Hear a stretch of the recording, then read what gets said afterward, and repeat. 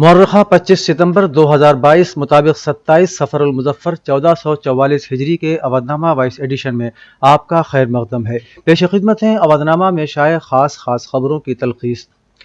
اتراکھنڈ میں واقع ایک ریسٹورنٹ کی ریسیپشنسٹ انکتا بھنڈاری قتل معاملے میں لگاتار نئی پیش رفت دیکھنے کو مل رہی ہیں۔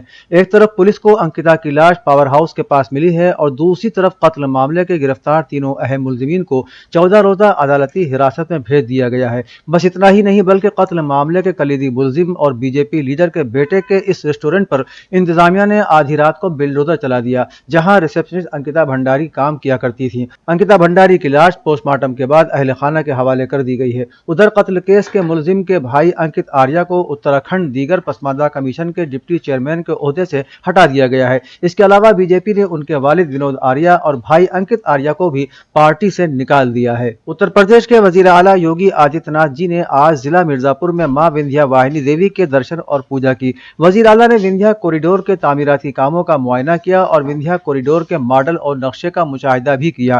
اس کے بعد وزیر اعلیٰ نے کمشنر آفس آڈیٹوریم میں عوامی نمائندوں اور عہدیداروں کے ساتھ زیر تعمیر وندھیا کوریڈور کی پیش رفت اور نوراتری میلوں کی تیاریوں کا جائزہ بھی لیا۔ انہوں نے ہدایت دی کہ وندھیا کوریڈور کے زیر تعمیر کام اگلے 6 ماہ میں مکمل ہو جانے چاہیے اور کام کے معیار پر کسی بھی طرح پر سمجھوتہ نہیں کیا جانا چاہیے۔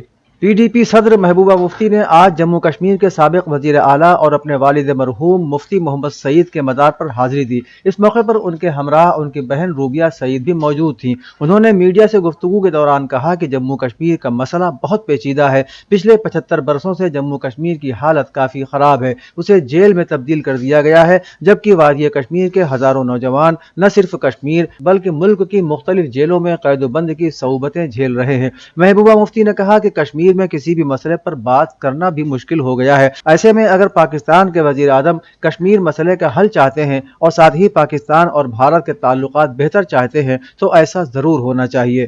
راہل گاندھی کا کہنا ہے کہ ہمارا ہندوستان تبھی ترقی کر سکے گا جب ملک کی خواتین محفوظ ہوں گی۔ مراد آباد اور اتراکھنڈ میں خواتین کے ساتھ پیش آئے افسوسناک واقعات پر کانگریس کے سابق صدر راہل گاندھی نے فکرمندی ظاہر کرتے ہوئے ٹویٹ میں لکھا کہ مراد آباد اور اتراکھنڈ میں خواتین کے ساتھ جو واقعات پیش آئے ہیں اس نے سب کا دل دہلا دیا ہے۔ میں بھارت جوڑو یاترا میں کئی باصلاحیت بچیوں اور خواتین سے مل رہا ہوں، انہیں سن رہا ہوں۔ انہوں نے کہا کہ ایک بات صاف ہے کہ ہمارا ہندوستان تبھی آگے بڑھ سکے گا جب ملک کی تمام خواتین محفوظ ہوں گی۔ پاکستان کے وزیر اعظم شہباز شریف نے جمعے کو جنرل اسمبلی کے اجلاس میں کہا کہ پاکستان بھارت سمیت اپنے تمام پڑوسیوں کے ساتھ امن چاہتا ہے۔ اقوام متحدہ کی جنرل اسمبلی کے اجلاس سے خطاب کرتے ہوئے انہوں نے دعویٰ کیا کہ 5 اگست 2019 کو جموں کشمیر کی خصوصی حیثیت کو تبدیل کرنے کے بھارت کے غیر قانونی اور یک طرفہ اقدام نے امن کے امکانات کو مزید نقصان پہنچایا ہے اور علاقائی کشیدگی میں اضافہ کیا ہے۔ انہوں نے کہا کہ میرے خیال میں یہ صحیح وقت ہے کہ جب بھارت کو اس پیغام کو واضح طور پر سمجھنا چاہیے کہ دونوں ممالک خطرناک ہتھیاروں سے لیس ہیں، اس لیے جنگ کوئی آپشن نہیں ہے۔ صرف پرامن بات چیت ہی ان مسائل کو حل کر سکتی ہے تاکہ دنیا آنے والے وقت میں مزید پرامن ہو سکے۔ اتر پردیش کے وزیر اعلیٰ یوگی آدتیہ ناتھ جی نے کہا ہے کہ ریاستی سطح پر گائے پر مبنی قدرتی کھیتی کے لیے ایک خصوصی ورکشاپ کا انعقاد ہندوستان کے عقیدے کو بچانے کے ساتھ ساتھ زمین کو اس کی اصل شکل میں برقرار رکھنے کی بھی ایک مہم ہے۔ وزیر اعلیٰ آج یہاں اندرا گاندھی پرتشٹھان میں ریاستی سطح کی گائے پر مبنی قدرتی فارمنگ ورکشاپ 2022 کا افتتاح کرنے کے بعد اپنے خیالات کا اظہار کر رہے تھے۔ انہوں نے 5 کسانوں کو قدرتی کاشتکاری شعبے میں بہترین کام کرنے پر اعزاز سے بھی نوازا۔ وزیر اعلیٰ نے کہا کہ ہندوستان دنیا میں ایک زرعی ملک کی حیثیت سے اپنی شناخت رکھتا ہے۔ وزیر اعلیٰ نے کہا کہ ریاست کی 4 ریاستی زرعی یونیورسٹیوں میں قدرتی کھیتی کے سرٹیفکیشن کے لیے لیبز قائم کرنے کی کارروائی کی جا رہی ہے۔ عالمی سطح پر ہندوستانی روپے کی مسلسل گرتی ہوئی قدر پر تشویش کا اظہار کرتے ہوئے بہوجن سماج پارٹی کی سپریمو محترمہ مایاوتی نے ہفتے کو مرکزی حکومت کو متنبہ کیا کہ وہ مہنگائی، غربت، بے روزگاری اور روپے کی قدر میں کمی کو ہلکے میں نہ لے۔ انہوں نے ٹویٹ کیا کہ عالمی منڈی میں ہندوستانی روپے کی مسلسل گراوٹ سے ملک کی معیشت تباہ ہوتی ہے اور لوگوں کے حوصلے بھی ٹوٹتے ہیں۔ अखिल भारतीय विद्यार्थी परिषद के ओहदेदारों और कारकुनों ने तालिब इल्म यश की खुदकुशी के मामले में टीचर और प्रिंसिपल के खिलाफ कार्रवाई का मुतालबा करते हुए आज हाईवे को ब्लॉक किया। दूसरी जानिब टीचर और प्रिंसिपल से पूछगछ न हो सकी। अखिल भारतीय विद्यार्थी परिषद के ओहदेदार और कारकुन सेंट पीटर्स स्कूल में तालिब इल्म यश की मौत को लेकर स्कूल इंतजामिया के रवैये से नाराज हैं। प्रिंसिपल और टीचर के खिलाफ सख्त कार्रवाई का मुतालबा करते हुए ओहदेदारों ने हफ्ते को स्कूल के सामने लखनऊ प्रयागराज हाईवे को ब्लॉक कर दिया। सीओ वंदना सिंह ने कारकुनों को मनाकर जाम को साफ कराने की कोशिश की। झारखंड के साबिक गवर्नर सैयद सिब्त-ए-रज़ी के 40वें की मजलिस इतवार 25 सितंबर को 10 बजे दिन में इमामबाड़ा गुफरामाब चौक लखनऊ में होगी। मजलिस को प्रोफेसर सैयद हुसैन कमालुद्दीन जायसी खिताब करेंगे। मजलिस से पहले तिलावत कलाम पाक के बाद शोरा किराम बारगाह इमाम में नजराने अकीदत पेश करेंगे और बाद मजलिस मातमी अंजुमने नौहा खानी करेंगी। मालूम हो कि आजहानी सैयद सिब्त-ए-रज़ी कांग्रेस में कद्दावर लीडर थे जो कांग्रेस के दौरे इख्तिदार में आसाम, उड़ीसा और झारखंड के गवर्नर रहे और मरकज में कांग्रेस के दौरे हुकूमत में मरकजी वजीर ममलिकत होम रहे और उत्तर प्रदेश में भी कांग्रेस के दौरे हुकूमत में वजीर तालीम और औकाफ रहे। आजहानी के बड़े बेटे सैयद मोहम्मद रजी और छोटे बेटे सैयद अली रजी ने मजलिस में शिरकत की गुजारिश की है। जश्न खैरुल बशर मरकजी मिलाद कमेटी की एक मीटिंग मौलाना खालिद रशीद फिरंगी महली की सदारत में मुनक़िद हुई। मीटिंग में 11-12 रबीउल अव्वल की दरमियानी शब में होने वाले जश्न खैरुल बशर में खिताब करने वाले उलमाए किराम और अज़ीमुश्शान मुशायरे में हमद व नात व मनक़बत के नजराने पेश करने वाले शोराए किराम के नामों की फहरिस्त पेश की गई।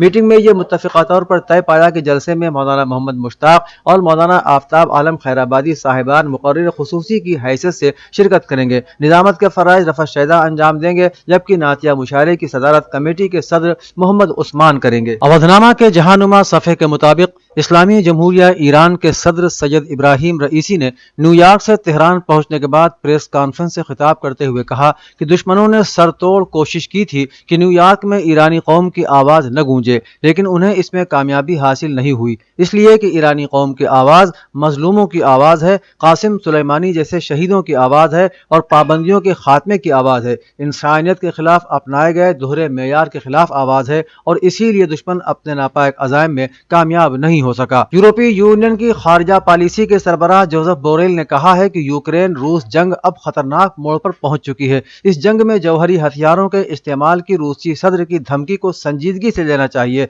मिस्टर बोरेल ने कहा कि यह यकीनी तौर पर एक खतरनाक लम्हा है क्योंकि यूक्रेन की फौज ने रूसी फौज को पीछे धकेल दिया है और ऐसे में रूसी सदर ने जौहरी हथियारों के इस्तेमाल से मुताल्लिक धमकी दी है जो कि बहुत बुरा है। काबिल जिक्र है कि इस हफ्ते रूसी सदर ने कहा था कि उनके मुल्क के पास तबाही के मुख्तलिफ हथियार हैं और हम तमाम दस्तयाब मुतबादिल इस्तेमाल करेंगे। बांग्लादेश की वजीर आजम शेख हसीना ने जुमे को न्यूयॉर्क में अक़वाम मुत्तहिदा की जनरल असेंबली के 77वें इजलास से खिताब करते हुए कहा कि मैं आलमी बरादरी से दरख्वास्त करती हूँ कि हथियारों की दौड़, जंग और पाबंदियाँ बंद होनी चाहिए। बच्चों के लिए खुराक और उनकी हिफाजत जरूरी है, इसके लिए अमन कायम किया जाए। उन्होंने कहा कि हम समझते हैं कि जंग के इश्तिआल में इक़्तिसादी पाबंदियाँ और दीगर पाबंदियाँ कभी किसी कौम के लिए बेहतर नहीं हो सकती। उन्होंने कहा कि हम समझते हैं कि तनाज़े के बुनियादी वजूहात को हल किए बगैर हम अमन बरकरार नहीं रख सकते। मशरक़ी अफ्रीकी खुश्की से घिरे मुल्क युगांडा में एबोला वायरस फैलना शुरू हो गया है। इस बीमारी की वजह से 11 लोगों की मौत हो चुकी है।